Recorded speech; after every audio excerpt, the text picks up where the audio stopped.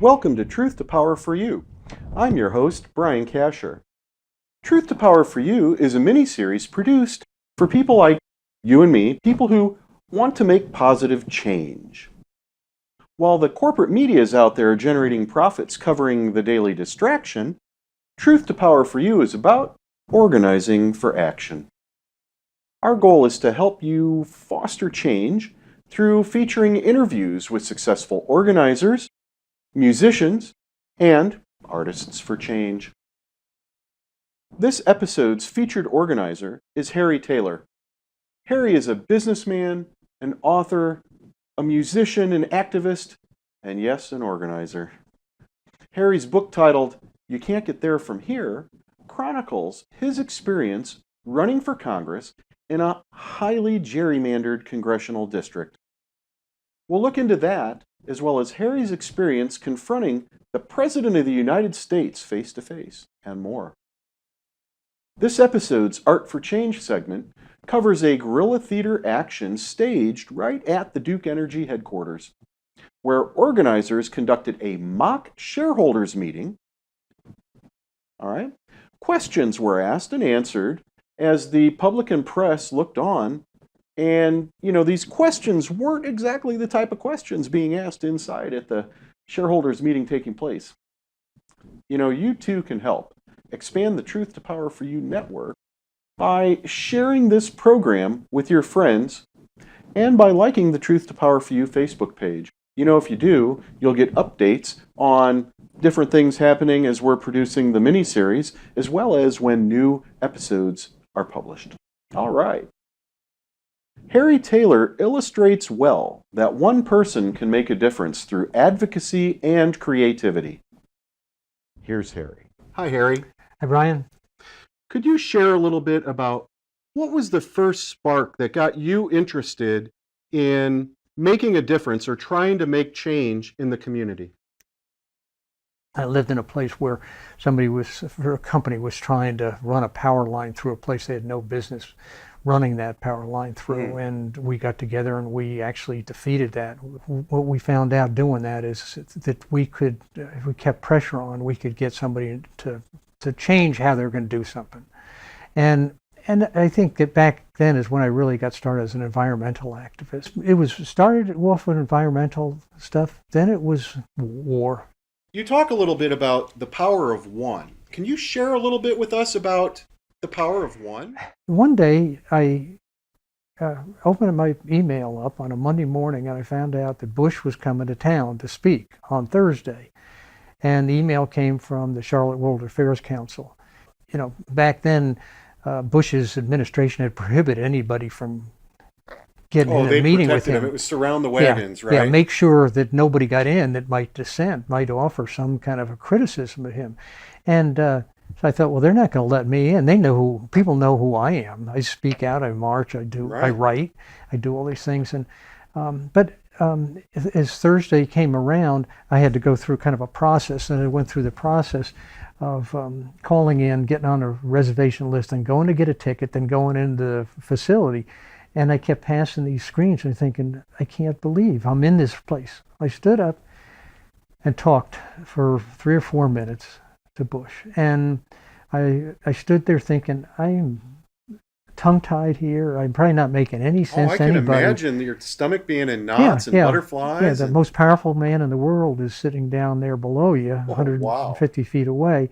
And there you are having a conversation with him. This guy that you've been so angry with for the last 7 years, I'm so upset with. And there he is in front of me. And so when I got done, I kind of flopped back in my seat and he responded with something that had nothing to do with what I talked about. And I went back to my office and the phone started ringing and it never stopped ringing. It didn't stop ringing for 2 weeks. And there was all these radio stations and television stations and newspapers. Word of this event traveled all over the world. And people still come up to me that I've never seen before and say, "Are you that guy?" And I said, "Yeah." So what you find if you can get in the right place at the right time under the right circumstances, that all of a sudden you cause a conversation to erupt that never would have been there before. That you feel like you're alone out in the world. You feel like you're alone. That very few people think the way you think. And all of a sudden you stand up in front of the world and you start talking and you find out everybody in the world thinks this. That's wonderful. Yeah. And so I talk about as activists and as citizens of a democracy, a country that's supposed to be a democracy, how important it is to understand what's going on, to study, to listen, to read, to watch, and to stand up and speak out. I try to encourage people to believe that if they can get into circumstances, if they speak clearly and intelligently, and they know what their point is, that lightning might strike again. And it does. It happens all the time. But you got to be ready for it. And Dylan said something to the effect that when I write songs, I try to touch something inside people they don't know is there. I've conducted myself like that most of my life, I think. Where rather than just go up and stick my finger in your face, if I try to share something with you that causes you to stop, maybe I'll be able to turn you 1 degree. I'm not going to turn you 180 degrees by screaming at you, by yelling at you, by throwing things at you, by doing weird things, by burning your car, bombing your house. I'm not going to get you to change. But if I can convey something, whether it's a voice, a story, a song, something that causes you to stop in the middle of the night and say, "What was that thing that guy said?" That's how you change the world. Is you got to change people before you can change the world. From your experience with George Bush, you made probably a life-changing decision to run for Congress. And having been a lifelong independent, as I understand it, you decided to run as a Democrat because the Republican incumbent had been there. Yeah, this is her 7th or 8th term. Right, deeply entrenched. Yeah. And so can you share a little bit about that and your experience? Because I know your work today is primarily rooted in gerrymandering, but I want to get some background. What was it like? That district at that time had been held by the Republican Party for, I think, 54 years. It's now been held, although the boundaries have changed, for over 60 years in the same party. And so it was one of the most notoriously gerrymandered districts in the country. Maybe the lines weren't as weird as some of them are, but it was a notorious district for being gerrymandered in the Republican hands. But I grew up in a Republican household, and when I first started voting, I voted Republican. Probably by the time I was mid-30s or so, I became an independent voter, and I stayed an independent voter until 4 or 5 days before I announced I was running for Congress. And I wanted to beat the incumbent, and there's no way I could have done that as an independent, even though that's how I wanted to, how I would have liked to do it. But I never would have got the amount of votes that I have if I'd run as an independent. I looked at this woman who had represented me for the previous dozen years, and I think, the power that woman has, and she doesn't use it to a good end. She doesn't care about people. She always talked about that. She goes, "I represent you," but she didn't represent me. She didn't represent a lot of people. And I've never been one of these people that feels like I have to stand out, have to do something like that. I wanted to do it for the ability to try to change the world from Washington, D.C. We talked about gerrymandering, this district being the one party for 70 or for 54 years at that time. And I knew what gerrymandering was when I was in 7th grade. I didn't know what gerrymandering was the level I know it to today, but I knew what it was. And I started talking to people. One of the people I talked to, I went down to sit down with Harvey Gantt. I said, "Harry," he says, "that district's heavily gerrymandered, and you're not gonna get there." And he said, "You're going to find it hard to raise money. You're going to find it hard to get people to take your candidacy seriously, and some other things." And so I said, "Thanks, Harvey. I appreciate it." And then that was April, so It wasn't until, so I kept thinking about it through the summer, and I actually got some people informed what they call kitchen cabinets, so kind of the people behind the scenes that are going to help me make decisions, and I decided I was going to do it. I got my questions answered to the point that I thought I could go through with this thing. And in November, I announced that I was running and started a campaign. And it was a real campaign, and I raised a lot of money for me. I never thought I could raise the kind of money I raised. I couldn't raise what they raised today. I mean, they raised millions and millions of dollars, but I raised something like $250,000. That's huge. And ran, and I had to run a primary, so I ran the primary and won the primary handily. Won all but I think 3 precincts in the district. So I won the primary and then on to the general election, and I did all the things that you're supposed to do. But as I was going on, I found out that Harvey's his advice, huh? Yeah, Harvey was exactly right, and I faced that every single day for 11 months when I call up and people say, you can't win, you can't win. I think roughly 2/3 of the Congress are in safe seats these days, if not more, right? I mean, so 87% as of a couple of years 87% of the Congress are not, you can't beat them. 13% are competitive districts. So it doesn't sound like either the Democrats or the Republicans are necessarily as a party at fault. It's the whole system. Yeah. Could you talk a little bit about your new project? After I got over my depression from running for Congress, I decided that people should know what gerrymandering does to a candidate that runs under those circumstances, because it directly affects our democracy. You know, you can't. It doesn't make any difference whether you vote. It doesn't make any difference who you are. If you can't win, then how do you get good people in places in powerful places where they make decisions about important things that matter to all of us every single day? Right on. And so I created a talk, and I would go out and talk, and it's really hard to get the places to talk, but I talk, and then I would protest and I would do stuff, and then I got involved with Common Cause, North Carolina, and I do town hall meetings and go on the radio, and I would write in the newspaper, and I wrote the book to talk about it and trying to tell the story. Gerrymandering is immensely challenging. It's not so complex that most people could understand it, but people they don't trust politics. They're cynical. They're busy. And you can't tell it quickly. And everybody all these people anymore want to operate on the 4-second soundbite. Mm-hmm. And I kept trying to figure out how can you narrow down a message about gerrymandering, about redistricting of election districts to the point that people can understand what it is. How few words can you tell that in?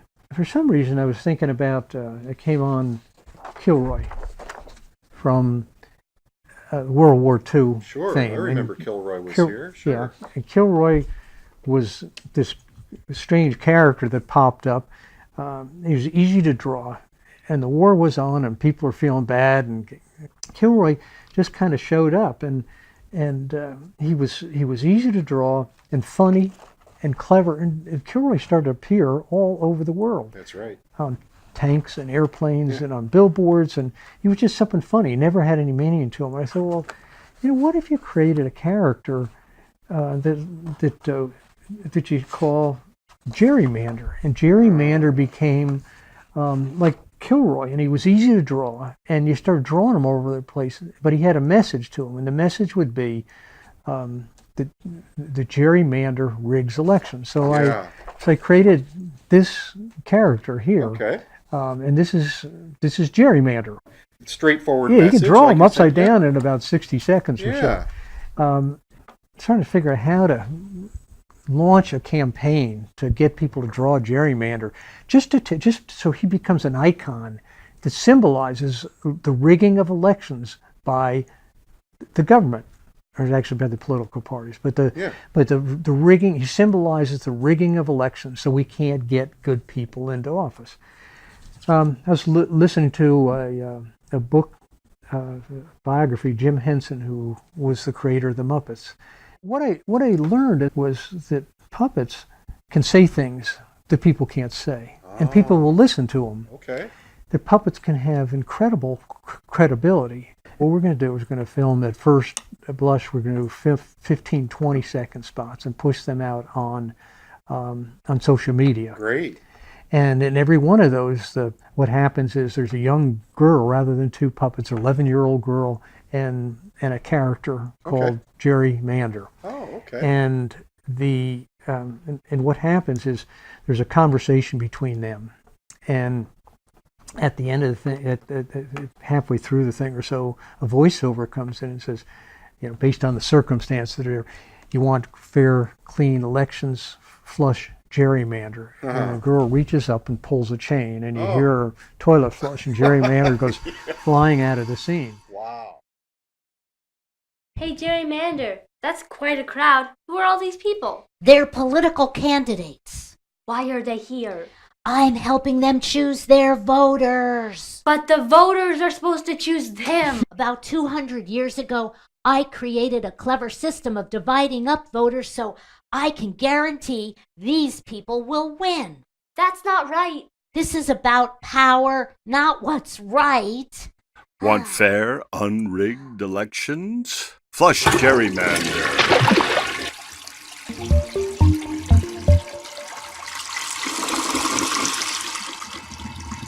You're using creativity, you're using humor, you've got youth involved. Great program. 205 years this has been going on because so few people understand what it is. Without question, it is the two major political parties rigging elections. Rigging elections is exactly what gerrymandering is.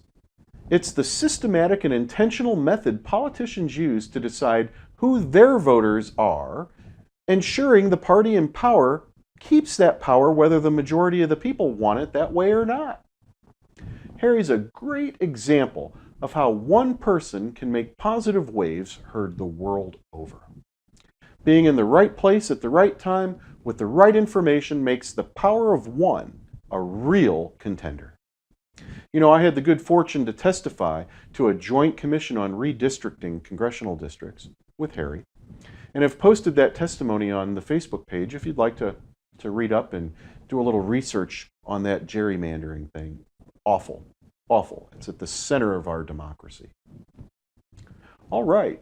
Guerrilla theater is a creative method of making a point publicly in a colorful way that the press and public will generally find interesting. Here's Hector Vaca Cruz of Action NC with a brief report on the action. The press conference was very powerful. There was a young man, Jordan, who spoke. He's with the Lumbee tribe. He gave a very passionate speech about how it affects him, how it affects the place where he grew up, and our health. There were other people there, including a reverend who came down here from the beloved community center in Greensboro, who gave a really great speech about this issue from a religious perspective. Everybody was powerful. Duke Energy decided to host their shareholder meeting online this year.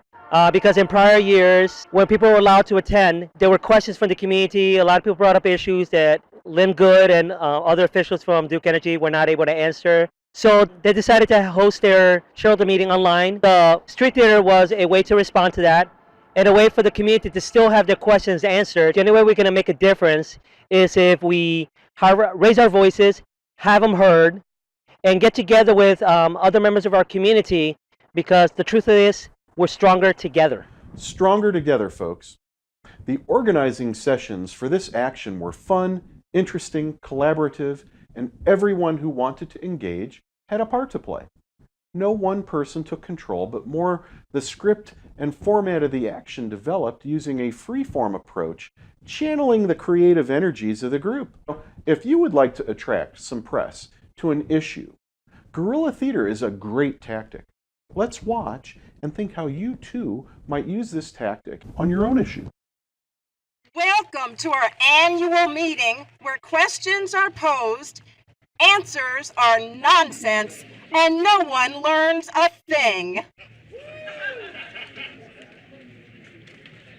Where we ignore science, ethics, and our children's future in favor of the almighty dollar. All is good. Let us proceed.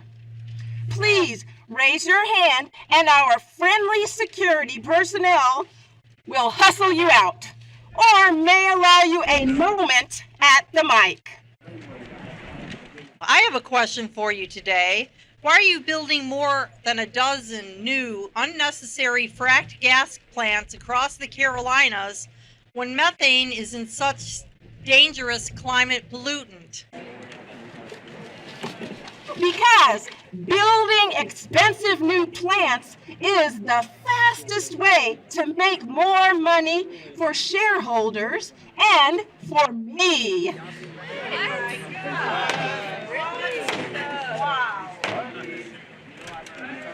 Why do you deceive the public about the effect of fracked gas on our health, air, and water? Informed citizens get in our way. My teacher says burning fossil fuel is dangerous for people, animals, and other living things. Why do you continue to do it?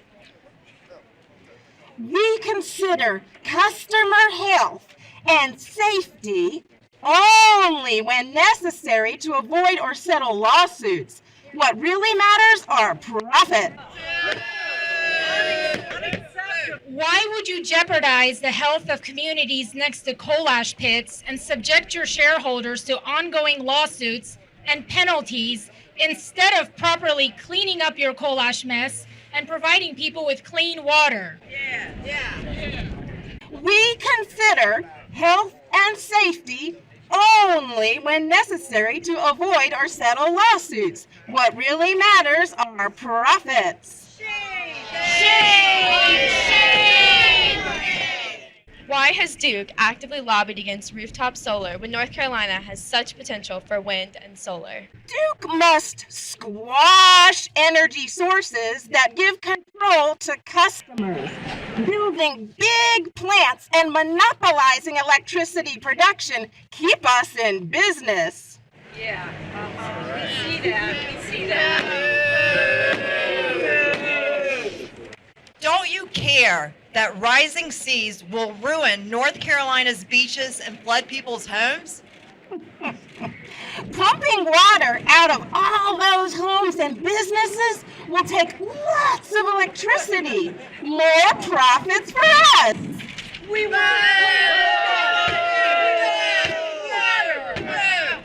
Why have you routed the Atlantic Coast Pipeline through the lands of people of color and low-income families? We hoped those folks would lack the resources to oppose the pipeline, but we were wrong. Still, we're counting on our regulators to rubber stamp our proposal. What a piece for you! For your people! Why does Duke Energy give money to political candidates who act against the interests of immigrants and low-income communities instead of investing in solar energy and clean and cheaper energy? We give freely to candidates, especially those who help us. Corporations are people too, you know. That's typical. Don't you care about my future? Oh, one day you too can work for Duke Energy and have a very secure future.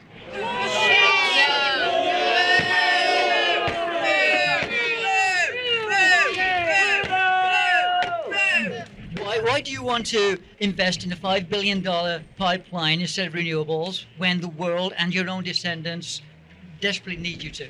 We understand desperation. We ourselves are desperately clinging to our monopoly status. We can't let that slip through our fingers.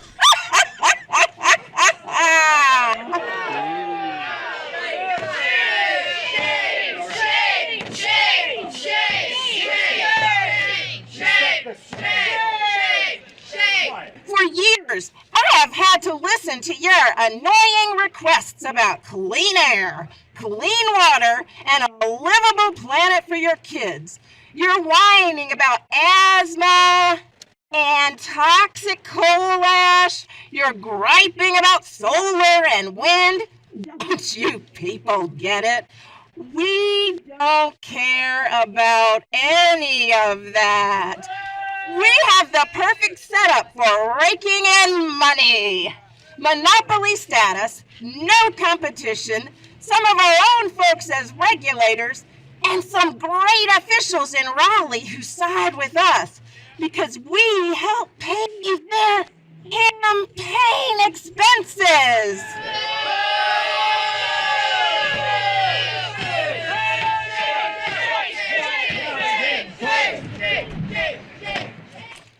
That's it. No more in-person shareholder meetings. From now on, it's online only. Their pockets get thicker, our people get sicker. Their pockets get thicker, our people get sicker. Their pockets get thicker, our people get sicker. Their pockets get thicker. Next time you're planning an action, consider guerrilla theater as one of your tools, one of the tools in your tool bag to garner press attention and catch the eye of your community. Very effective, folks. Very effective, a lot of fun. Gets people involved. People who might not otherwise get involved in an action. Acting and having fun, it's great. So, hey, please like this post and the Truth2Power4U Facebook page. It's the only way we know our message is getting out there. And in closing, here's Annie DeChant singing the inspirational Out There. People thought they were off their rockers. They'd never get that airplane off the ground. Till one morning out in Kitty Hawk in that Carolina sky, she flew 12 seconds before she came back down. Then people thought the sky was the limit, that going to the moon could not be done. But when the eagle landed, that brave space cowboy took one small step and proved everybody wrong. Out there, dancing on a wire, out there, running through the fire. They ain't afraid to fall, they live to risk it all. If you're gonna do a lot, then you gotta be a little out there.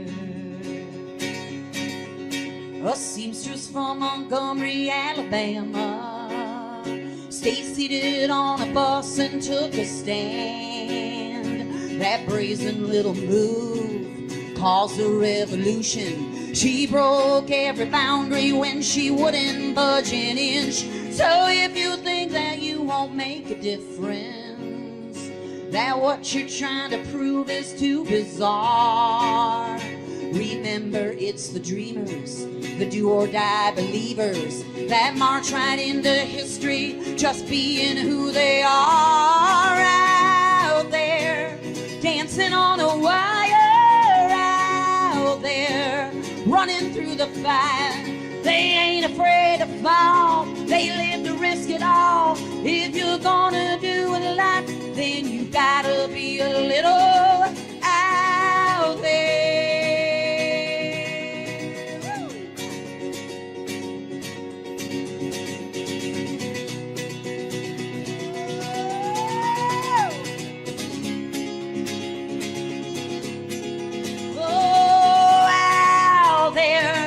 Busting down the fences out there.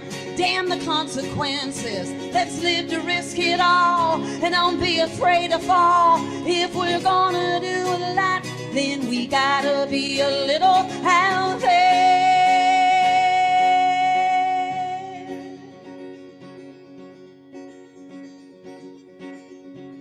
People thought they were off their rocker.